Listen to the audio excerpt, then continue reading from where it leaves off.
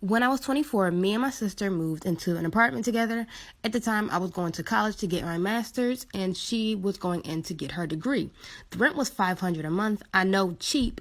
We only paid $250 each. But the neighborhood was bad. There was a lot of crackhead, gangs. There was a shooting just about every week. I know, just crazy. Anyways, one day in the middle of the night, we get a hard banging on our door, and it's a lady calling out for help.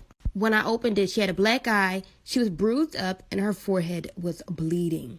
I asked what's going on, and she replied her boyfriend is trying to kick her and her kids out of their place. She explained she has a 1-year-old and a 5-year-old, and her boyfriend is throwing all of their things out, so I walked over back to her apartment, which was 2 floors down. When we finally reached the apartment, the whole apartment was on fire. She screamed and said her babies were in there. Come back for part 2. This is part 3 of how my neighbor's boyfriend set her apartment on fire with her children inside. So, like I said, the fire department finally shows up after 20 minutes. I told them there were kids inside, and they went up to find them. They put the fire out right after a firefighter came up to me and said there was no one in there. And I told him no, there were 2 kids. A couple minutes later, a few detectives and cops came up to me and asked me a few questions about the scene, asking things like if I know who started it and about my neighbors. A couple minutes later, there was an old man, which I found out was one of my neighbors. He came from the side of the apartment complex screaming that there was a little boy on his back, lying on the ground, saying that he couldn't move. So quickly, the detective go over to where my neighbor said the boy was. I'm running out of time. Part 4 will be up soon. This is part 2 of how my neighbor's boyfriend set her apartment on fire with her children inside. If you didn't watch part 1, go watch that so you can understand this part. So, like I said, the apartment was on fire and she was screaming about her kids. And she tried to run in and get her kids, but I stopped her because there was no way she and her kids were going to make it out alive. Few seconds later, her boyfriend walks up and says, "Let her go." And she runs over to him and swings on him a couple times and says, "What did you do? Get them out." And he replied, "I told you to leave, right?" She falls to her knees, and at that point, she just stops crying. So I run upstairs calling for help, telling everyone to get out and call the fire department. The fire starts to quickly spread, and everyone is coming out of their apartments. When I went back to the area where the lady was, her boyfriend disappeared, and I picked her up from off the ground. I brung her into the parking lot where everyone else was. After 20 minutes, the fire department finally shows up. Come back for part 3. This is part 4 of how my neighbor's boyfriend set her apartment on fire with her children inside. After one of my neighbors claimed they saw a little boy on the ground in the back of the apartment complex, and the boy's arm was pillows wrapped up in a comforter. When the detective got the paramedics to pick the boy up, they took the comforter he had and they opened it, and inside was a baby. After the whole situation was over, they took me in for questioning. Also, by the way, they admitted the lady into the hospital as well because she was bruised up really bad, and anytime anyone asked her anything, she was mute. During my time in the police station, they told me about the little boy.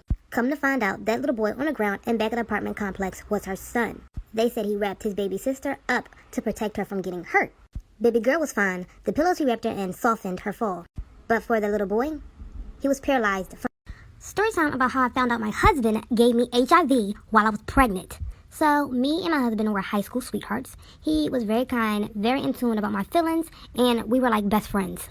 We never really did anything sexual because he didn't want our relationship to be like that. We were together for 6 years, waited until marriage to lose our virginity to one another. The year before getting married, I noticed he would stare at guys a lot, but I would never really think anything about it because at least he was not looking at girls. Fast forward, we get married, and 2 years later, I get pregnant, and we were both excited. When I get to the doctors, I get my yearly test done for STDs, of course, but as always, I'm clean. Maybe 1 or 2 weeks later, I get a call from the doctor saying I tested positive for HIV. Let me know if you guys want a part 2. Part 2 of how I found out my husband gave me HIV while I was pregnant. Like I said earlier, 2 weeks later, I get a call from the doctor saying I tested positive for HIV. I was shaking and crying, and I was so in shock. And the only thing I ever heard about HIV at the time was that I only had a couple months to live. I couldn't believe the only man that I've ever been with gave me this disease. I thought I was doing everything right, the right way, and still ended up being in a hole. I was so nervous to confront my husband because I didn't think it was like him to cheat on me, and I thought maybe he thought I was cheating. So the next day I pretended everything was fine. I lied to him and told him that my phone died and that I needed his to call my mother. He gave me his phone, I went into the bathroom, and immediately I start snooping. As I'm going through his phone, I didn't see any text from girls, so I'm like, maybe the doctor got the wrong test. I'm running out of time. Come back for part 3. Part 3 of how I found out my husband gave me HIV while I was pregnant. So, like I said, I went to his phone and I didn't see any texts from other girls. So, I'm thinking maybe the doctor called the wrong person. Anyways, I gave up on looking through his phone and I just talked to him. I sat him down and told him that I had HIV and that I haven't cheated on him ever. He looked at me and cried. He broke down in tears and apologized. I got so upset with him because I realized that he did cheat on me and I was really upset for our unborn child. So I took all of his clothes, I took his things, and I threw them all out. Right before I kicked him out, I yelled at him saying, "Who was the girl that gave it to you?" And he told me it wasn't a girl. It was his friend David. Story time on how I cheated all throughout high school and got valedictorian. Now, this story time is not to encourage others to cheat. I just want to explain how I did it. So, when it came to high school education, I cared less about actually learning the material they taught in school, but more about getting a good grade. So, if you're like me, this video is for you. In school, I created a bunch of friends with all types of people, but not just anyone, but with people that had the same class with me. Even if they weren't in the same class period, if I knew we had the same teacher, guarantee you were on my roster of friends. In the beginning of the year, I sort of created an agreement with each friend when it came to things like homework, classwork, projects, and especially tests. Also, I cheated over 95% of my tests and scored high. I really want to get into details, but I'm running out of time. Please come back for a part 2 if you want to know how I did that. This is part 2 of how I cheated all throughout high school and got valedictorian. So, like I said earlier, I created agreement with each friend. Now, we never had a discussion over who was doing what work, but I had specific friends for English homework, math, tests, etc. I was always involved in group chats for each class, and because I was friends with everyone, I was able to trade what I needed with what they needed. I would trade homework that wasn't even a class I was taking and for test answers. So it was like a win-win, and I always had backups just in case someone didn't have them. But those things mainly came in handy for homework, classwork. Now, when it came to things like tests, like I said earlier, I cheated over 95% of my tests, and I always scored high. Also, by the way, I never studied, and let's get into how I did that. Running out of time, wish TikToks were longer. Come back for part 3. This is part 3 of how I cheated all throughout high school and got valedictorian. When it came to things like tests, I cheated over 95% of them and always scored high. Also, by the way, I never studied and I never got caught. I'm going to expose, so hopefully there's no teachers watching this.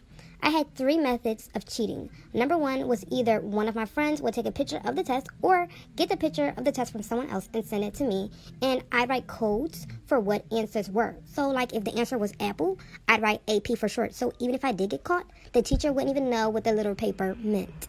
Alright, number 2. I also cheated by sneaking a picture of the test myself, then pretending that I needed to go to the bathroom or the nurse because I felt sick, when in reality, I was in a hallway looking up the answers on my phone. My 3rd cheating method was my ultimate way of cheating, just in case the first 2 wouldn't work. I'm running. Story time about the psycho neighbor that stalked me. So, when I graduated college, I moved into a new apartment. When I first got there, I was moving my things in, and my neighbor introduced himself and helped me move a couple of things upstairs. After we had got done, he asked my number, but I told him I wasn't really looking for a relationship. But he said, let's just swap numbers just in case, a fire happens.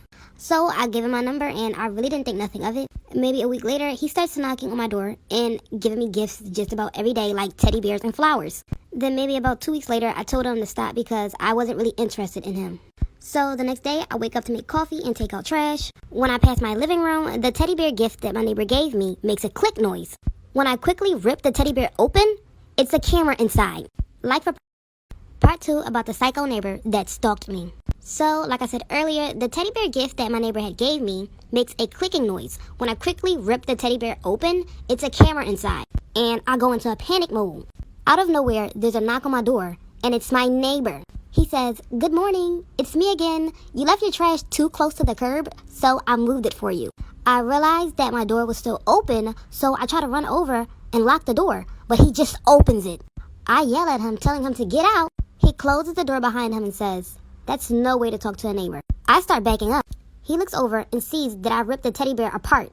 I didn't know what else to do, so I just ran to my room. And he chases after me and pulls my hair. Like for part 3. Part 3 about the psycho neighbor that stalked me. So, he comes in, I run into my room, and he chases after me. Before I could get up, he pulled onto my hair and starts dragging me towards the kitchen. I saw the coffee that I had made earlier, and I was able to pick it up and throw the hot coffee in his face.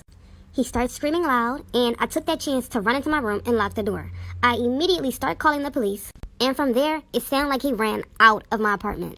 When the cops came, they're doing an investigation, and all the gifts that he gave me all had cameras in them. And when I told them about my neighbor, they did some digging, and come to find out, that man wasn't even my neighbor. He didn't even live at the apartment complex.